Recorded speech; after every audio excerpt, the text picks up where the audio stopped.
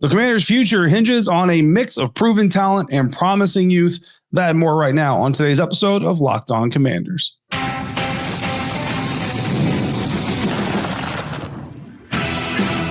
You are Locked On Commanders, your daily podcast on the Washington Commanders. Part of the Locked On Podcast Network, your team every day.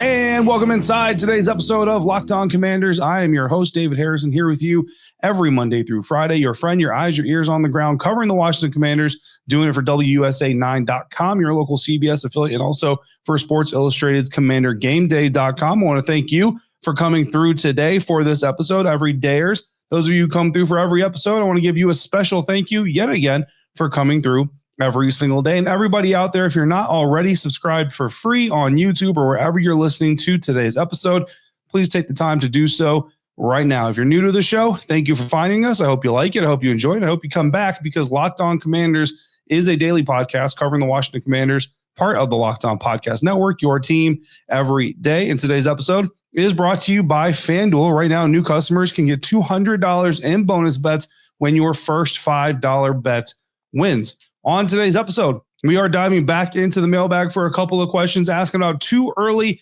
draft prospects, some names that you should be watching during the upcoming college football season that might be future Commanders. We're going to talk about contracts, including a projection of what Terry McLaurin's new deal might look like. No way to know for sure, but some ways to kind of take educated guesses here. But we're going to start it all off with the keys to the future of the Washington Commanders franchise. This is a poll that I created. It was just a simple Google Doc that I sent out to our Locked On Commanders insiders early in the week, got a lot of their answers, and then opened it up to the rest of the voting public, the Commanders fans out there who wanted to vote on it. And we got some good data, some interesting data. And overall, no matter which portion of the fan base you came from, insiders or I guess outsiders is what we will call them, the rest of the folks who voted, fairly similar results. Not exactly the same results, but fairly similar results. So the players that the future of the Commanders franchise are going to hinge on, number one player on the top 10 list, Jayden Daniels. 100% of the voters voted for Jayden Daniels, put him in there. Not really a surprise there. He's the quarterback, most important position on the field. Also just happens to be one of the most exciting, if not the most exciting quarterback to enter the league here in the last handful of seasons. Number two, Terry McLaurin, who did not make 100% of the polls, but he did make 96% of the polls. So nearly everybody voting for him. Of course, he was a hot topic of conversation on yesterday's episode. Talk about him a little bit more coming up in today's episode, but he is someone that everybody is really anticipating being a Commander for the long haul, hopefully for the entirety of his career. Of course, he'll need another extension to keep him here past this season. More on that here in just a little bit. Third place coming in, a guy who has yet to take an official snap for the Washington Commanders, rookie cornerback Trey Amos. 84% of insiders voted for him on their ballot. And it's really interesting because we talk about this a lot. We talk about the needs of the NFL team. We talk about the needs of the Commanders. We talk about the passer. We talk about the playmakers, the pass protectors, the pass rushers, and the pass defenders. So really not a big surprise that the top three guys come from that grouping of types of players. Number 4, Josh Conerly Jr., pass protector. Number 5, Mikey Sainristil, pass defender. Number 6, Sam Cosmi, another pass protector. Number 7, Frankie Luvu, pass rusher, pass defender, sometimes a little bit of everything, right? Number 8, Johnny Newton, D lineman. Brandon Coleman coming in number 9 overall. And then tied for 10th place, Laramie Tunsil and tight end Ben Sinnott. Every single one of those players got at least 36% of the voters putting them on their ballots. Josh Conerly Jr., Trey Amos, Terry McLaurin, and Jayden Daniels, the 4 that had at least 80% of voters voting for them. A little bit of honorable mention, guys getting at least 25% of the votes. Center Tyler Biotish and 7th round running back Ja'Cory Krosky-Merritt getting over 25% of the votes from the insider. So listen, that might be a little bit of my fault, because those of you who listen to the show, even the everydayers who aren't insiders yet, you know that I'm pretty high on Ja'Cory Krosky-Merritt. Pretty excited to see what he might be able to put together here, even in his rookie season. Well, the insiders get a little bit even more of that excitement sent to their phones via text message. So that might be a little bit of our joint influences on each other, talking about how excited we are about a young man like that. So when we opened it up from for everybody from there. So the results similar, but not exactly the same. At the top of the list, Jayden Daniels. And again, 100% of the votes. I mean, you're not going to vote for top 10 Commanders for the future without putting the franchise quarterback in there, right? Second overall, Terry McLaurin, again, comes in number 2. However, his vote went from 96% on the insider list to 87.2% when we opened it up to everybody. So not as many people voting for Terry as insiders did. Tied for third place. We got 2 players coming in third place. Trey Amos, who was third place in our original ballot, and Josh Connerly Jr., both bringing in 76.9% of the votes. Both of them actually dropping. Amos had 84%. Connerly had 80%. So both of them dropping, but still getting pretty good amount of the votes. We also had a tie at 5th place. Mikey Sainer still coming in 5th. Sam Cosmi also coming in 5th. Both men, 71.8% of the votes. Mikey Sainer still was 5th. Sam Cosmi was 6th on the previous list. So, really we're going in order here, but now we've got some ties basically happening here. Tied for 7th as well. We got a tie at 7th place. Also, linebacker Frankie Luvu, 56.4% of the votes, so not as many as the insiders again. And defensive lineman Johnny Newton also getting 56.4. 9th place went to Brandon Coleman, 48.7, a little bit up from the 48% that he got from insiders. Laramie Tunsil, number 10, 43.6%, up from 36%. So more people voting for Laramie Tunsil once we opened the vote up outside of the insider group. So Ben Sinnott tied for 10th when the insiders voted, not in the top 10 after the insiders or outside of the insider voting. And in fact, it went from 36% to 28.2%. So nearly a 10% drop in votes for Ben Sinnott, young Ben Sinnott, not getting a lot of love from outside the insider group. The only other player that earned at least 25% of votes was, again, Tyler Biadasz. He came away with 33% of the votes once we opened it up to everybody else. Oldest player on the list, veteran Laramie Tunsil. We talked about this when he got traded to the team. Yeah, he's a little bit older, but if he can follow that Trent Williams kind of path of success and health and availability and all that stuff, you've still got at least a handful of years you can get out of him. So no issues with him being on the list. Their youngest player, Josh Connerly Jr., new offensive tackle, first-round draft pick from the 2025 NFL draft. My surprise on the list, I'd have to say, I guess that my surprise would be Laramie Tunsil. I know there was a lot of concern over his age and is he as good? I know Texans fans and even some Texans media were like, good riddance to Laramie Tunsil type of thing. I know others were also very high on Laramie Tunsil, so the Commanders are getting a really good player. So a little bit of a mixed bag. So it kind of surprised me that with the mixed bag of reactions and the age that he was on the list, again, not a surprise in general that he was on the list. I would have voted for him had I been a voting member of this. So not a total shock, but if I was going to pick a surprise from this list, he would be it. If I had to pick a player that I'm surprised is not on the list, I guess it could be Marshawn Lattimore, although given the amount of Commanders fans that don't necessarily think the trade hasn't worked out yet, not sure the trade is ever going to work out. I guess I can't really call it a surprise that he's not on there. He's not yet 30, but where the surprise comes in, it's not so much that he's not on the list, right? Because of all those things. Not one vote, not one person thought, Marshawn Lattimore's 29 years old. He's going to put this thing together. Everybody will see, and he's going to be around for a long time. He's got 2 years left on his deal, including this year, 2025, 2026. So, potentially will be around for the next couple of years. I'm going to make a couple of predictions here. The player I think is going to climb this list the most in 2026, I'm going to go with Johnny Newton. Came in 7th, 8th place, depending on which poll you look at. I think Johnny Newton getting the opportunity, one, not to fill in for a guy like Jonathan Allen. Their games are completely different. I think here this season he's going to get the opportunity to play his game a little bit more than he was able to last year. That year of experience is going to be valuable. Getting the full offseason healthy, getting the full training camp healthy, hopefully, is going to be big for him. I think next year we'll see Johnny Newton potentially crack the top 5 of this list. Player who's going to fall the most in 2026, I'm going to go with an either or. And I think it's going to be either Laramie Tunsil or Sam Cosmi. And if the line does poorly in 2025, I think Laramie Tunsil falls off this list. He's already 10th, so I think he falls off the list. If the line does well, in theory, the line could be doing well without Sam Cosmi on it. And we've already gotten some mailbag questions asking, hey, could the Commanders potentially trade Sam Cosmi? I don't think that's necessarily in the future, right? But if the line does well without him, there is that question that we've somewhat touched on, kind of sprinkled it into a couple of conversations here this offseason. But the question could potentially be there when Sam Cosmi is healthy. If this offensive line is good, do you really put him back into it when he gets healthy in 2025. Again, that's a bridge to cross later. Now that we've laid out the Commanders' key future players, let's shift gears and dive into one of the biggest contract stories brewing for the Washington Commanders, Terry McLaurin's upcoming extension. We expect it to happen, but what could it mean? How much could it pay out for Terry McLaurin between him and the Washington Commanders? That's next on today's episode of Locked On Commanders, part of the Locked On Podcast Network, your team every day.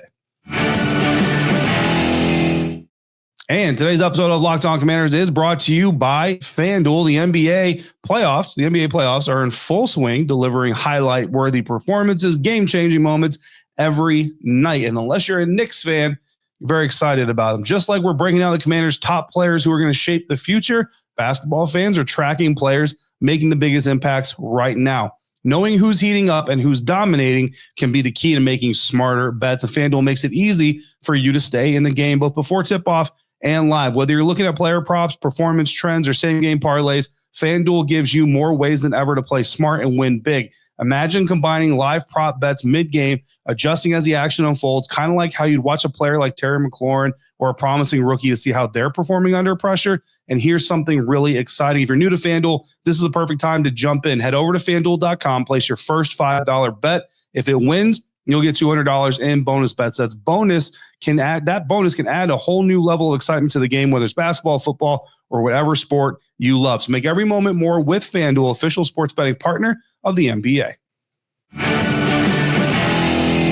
Continue now today's episode of Locked On Commanders. We are going to talk about Terry McLaurin. Talked about Terry McLaurin yesterday in our opening segment. Here we're going to move it down just a little bit because again, it's not super spicy. It's not super problematic, but there is just the extra layer of this conversation of, okay, we expect him to get his contract. I think everybody expects Terry to be a Commander and to stay a Commander, but what could that contract potentially look like? So if you missed it yesterday, Washington Commanders star receiver Terry McLaurin did sit out or miss the last day of workouts, according to reports, for the voluntary portion of the session. It's voluntary, not a huge deal, but there is the opinion or the impression that it does have to do with his looming contract situation. He's currently playing on an expiring contract, only has this year left on the deal, would like a new deal. You presume the Commanders would like to keep him around. We presume as well. McLaurin and his agent employed a similar tactic in 2022. They end up getting a 3-year extension from the Commanders on top of it. So what could Terry McLaurin's next 3-year extension look like? Well, according to Spot Track, his market value is $31.1 million annual average value of his contract. Compare that to his contract now. His current annual average value of his current contract, $22.8 million. Currently, he's 16th in the NFL. In annual average value, a $31.1 million AAV would make him the 6th highest paid wide receiver in the NFL. Since signing his extension in 2022, Terry McLaurin ranks 15th in receptions, 9th in receiving yards, 9th in touchdown catches, 17th in catch percentage, 18th in success rates, and 14th in targets. So pretty high up there for the most part, every important receiver metric. When you look at the receivers that he compares to and the most recent receiver contracts doled out, the contract that most compares to Terry McLaurin's performances, it's like a performance peer, would be DK Metcalf.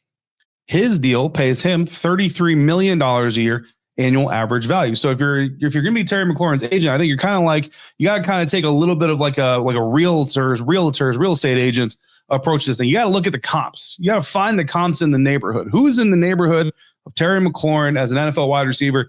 DK Metcalf is in that neighborhood. DK Metcalf went for $33 million annual average value. So I think if you're Terry McLaurin's agent, you're kind of looking for a similar deal. McLaurin is better in every significant category compared to DK Metcalf since that 2022 extension, except for one, yards per reception. That's it. Terry McLaurin better than DK Metcalf in games played, receptions, yards, touchdowns. He's made one more Pro Bowl than DK has, one more All-Pro team than DK has, all since the 2022 extension. So if I'm Terry McLaurin's agent, I'm telling you that house down the block sold for $33 million a year annual average value. The house I'm selling you is better. I want similar or like money. In 2024, Terry's first year with Jayden Daniels, he ranked 15th in the NFL in receptions, 12th in yards, 2nd in TDs, 7th in catch percentage, 7th in success rate. So again, a lot of those rankings from 2022 got better in 1 year with Jayden. Imagine what you're going to do in 2 years with Jayden, 3 years with Jayden, 4 years with Jayden, on down the line. So again, if you're Terry McLaurin's agent, I feel like $31.1 million annual average value is the floor, right? 33.1 is the target.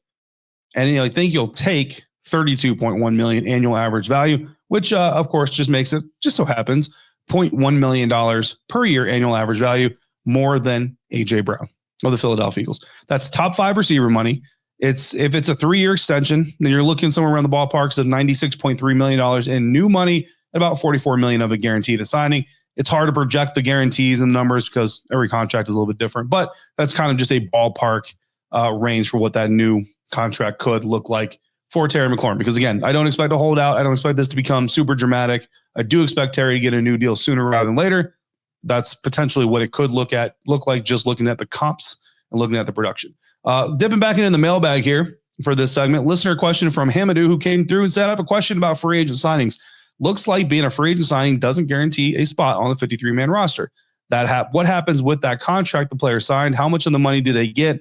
And does their cap hit get freed up? It's a really good question because, just because you signed on as a free agent does not necessarily mean you're guaranteed a 53-man roster spot. Now, some contracts, the way that they're distributed, the way that they're paid, the way they're constructed, they basically guarantee you without guaranteeing you a spot on the 53-man roster, right? But there's some kind of somewhat clear, right? So try to simplify contract talk a little bit. You got signing bonuses, which are fully guaranteed. You got your bonus, your base salary, which is not always guaranteed. Portions of it are guaranteed sometimes, fully guaranteed some years, no guarantee some years. Really just kind of varies from player to player. And then the overall guarantees, you got roster bonuses, all this kind of stuff. The biggest questions we tend to get about these contracts is what is dead cap? How does it affect the team? So, while not all of the free agents are going to make the 53, you're right. Competition is a part of it. Lack of fit sometimes happens. Injuries sometimes happen. You hear about players having injury settlements. They get released with an injury settlement, that kind of thing. There's a lot of things that go into why a free agent signing may not make the 53-man roster. And then you are usually left with some sort of dead cap. So let's break down a specific contract. Let's just go Javon Kinlaw. A lot of people had a lot of things to say about Javon Kinlaw's contract this offseason. So let's just use Javon. His deal pretty much guarantees him spot on 53, right? Unless he just comes in and really acts crazy or just can't play football anymore. Probably going to make the 53, right? 3 years, $45 million total value possible, $30 million guaranteed.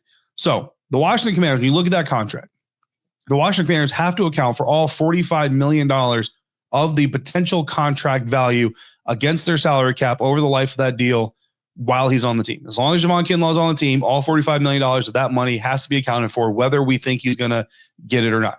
Well, that doesn't necessarily mean that all that money will get paid out. Only the guarantees are guaranteed. Everything else is up in the air. Could be games played, could be sacks, could be tackles, could be Pro Bowls, could be if the team makes the playoffs. Like there's a lot of different types of incentives, okay?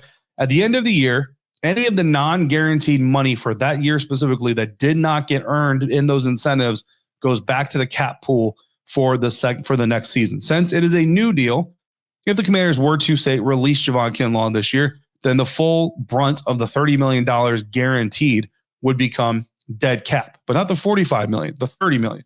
However, let's say they release Kinlaw after, say, 2025. There's 2 years left on his deal. $23.2 million of his guaranteed $30 million would be left remaining. That would be his dead cap number, $23.2 million. If they release him before June 1st of 2026, $23.2 million is what the dead cap number would be. That would mean that the Washington Commanders would still have to eat $23.2 million of their 2026 salary cap, accounting for Javon Kinlaw. So you'd be paying out the money accounting-wise without having a player to fill that money, if that makes sense. Now, there is an avenue for teams to kind of thin the pain of doing something like this here. A post-June 1st release allows teams to designate up to 2 players as post-June 1st releases while releasing them earlier than June 1st, usually so they can go find a new job, right? From an accounting standpoint, the team can then spread that dead cap hit. So for the Commanders in this situation, it would be $23.2 million.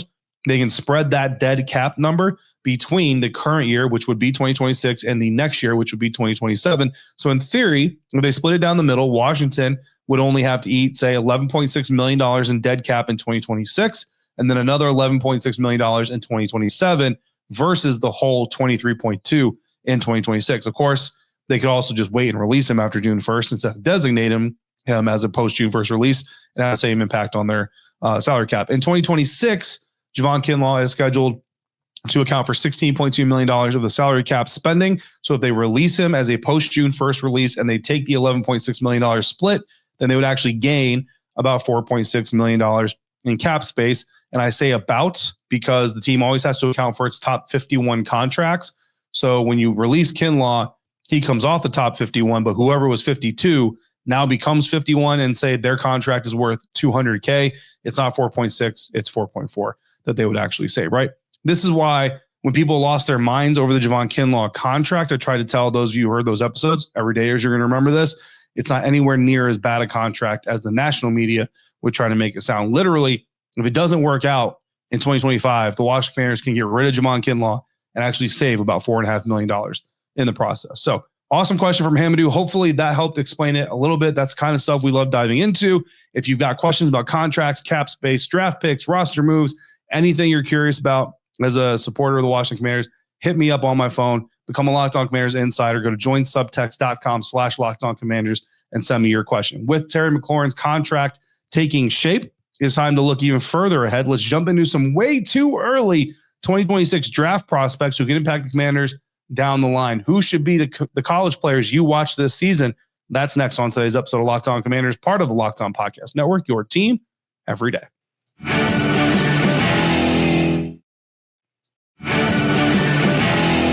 Wrapping up this episode of Locked On Commanders, wrapping up the week here at Locked On Commanders with another mailbag question. Cam came through and said, how about we get your way too early draft prospects for 2026, assuming the Commanders have around the same pick number. So you're talking late 20s, early 30s, I don't know, maybe 32. Look, there's a lot of fun here in way too early projections, right? You have the opportunity to kind of look ahead, see what could happen, what could be. And, for me, listen, I like watching college football. I've got the teams I'm a fan of. I'm a born and raised fan of the Ohio State Buckeyes. I got my degree in journalism from Arizona State University. So those are the two teams that I support the most. I've got some coaches that are friends around college football, so I'll be rooting for some of those teams just because, I want to root for my guys. But you also get your opportunity to kind of attach yourself to a few prospects that you might like, that you want to kind of learn more about and watch them as the season goes on. So assuming the Washington Commanders have around the same pick that they had this year, and the positions to watch on the current roster or the roster gaps that we see based on the current 2026 Commanders roster, let's please not get snippy over the needs here, right? Even if you think it's obviously one position group in 2026 that's going to be the top need, we all kind of thought edge was going to be the top need in the draft this year, and it didn't really work out that way. But no particular order here. Edge, if it's a concern now, there's a good chance it'll be a concern in 2026. Running back, as of right now, Corey Krosky Merritt, the only running back on the roster next year. Wide receiver, Terry's extension should get done, but beyond him, it's Luke McCaffrey and Jaylen Lane. Nobody else. Offensive lineman, Brandon Coleman, Josh Connerly. Are they tackles? Are they guards? What's their future look like? Sam Cosme's future. Nick Allegretti, is he going to be a starter this year? Will he be a starter in 2026? A lot of questions there. Defensive line, Deron Payne, likely gone. Johnny Newton, is he going to rise? Is he not going to rise? Still need a running mate, even if he does rise. Linebacker, Bobby Wagner might be back for one more year in 2026, but after that, what are you doing then?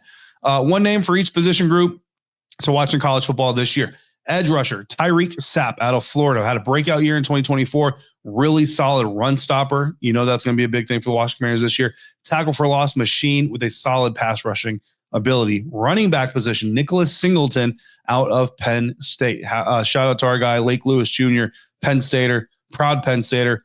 Singleton was expected to enter the 2025 NFL draft. A lot of people surprised that he came back, but he is back. Last year ran for over 1,100 yards. He's got great speed to size ratio. Good blend of speed and size there from young Mr. Singleton. Wide receiver, how about Denzel Boston out of Washington? A big dude who moves smaller than he actually is and has a ridiculous catch radius. Also, Elijah Surratt out of Indiana. Intriguing name to watch. Transferred to Indiana from James Madison, followed his coach up there and did really, really well for himself in his first year as a Power 4 school. looking forward to seeing what he does again this year. Offensive lineman, Armaj Reed Adam, interior offensive lineman from Texas A&M, powerful interior offensive lineman. D lineman, Tim Keenan III out of Alabama. And I know some of you might flinch at those Alabama D linemen, but he's a pretty good one. Linebacker, Austin Romaine out of Kansas State. PFF calls him the prototypical, quote unquote, Mike linebacker. And who knows? He might be the guy. We'll see what Jordan McGee does. We'll see how he works out, but Austin Romaine might be the guy next year that the Commanders go calling on to potentially fill that gap in the future. Let's get a few more years out of Bobby Wagner, though, while we can. So great question to wrap up this episode. Great question to wrap up the week. Next episode of Locked On Commanders, we will be into our next OTA week. Next Wednesday, we will be in Ashburn. So our next Thursday episode will be stemming from that next OTA practice. Of course, all eyes will be on Terry McLaurin, Dan Quinn, all kinds of good stuff. So make sure you come back for another full week of content here. In the meantime, if you have questions or comments or topics you want to hear spoke about on this show, all you have to do is text them to me. To do that, just go to joinsubtext.com/LockedOnCommanders. Become an insider today. You can text me. I'm going to text you, and we're going to have a whole lot of fun doing both. For your next listen, check out Locked On NFL Scouting. The NFL draft is over, but the roster moves are just beginning. Kyle Krabs and Joe Marino are going to help you stay the most informed NFL fans this offseason. Find Locked On NFL Scouting on YouTube or wherever you're listening to this podcast. And as always, thank you for making Locked On Commanders your first listen of the day, every day. Everydayers, thanks for coming through every day. Until we speak again, if you're out and about, please be safe, be kind, and I'll see you right back here next time for another episode of Locked On Commanders, part of the Locked On Podcast Network, your team every day.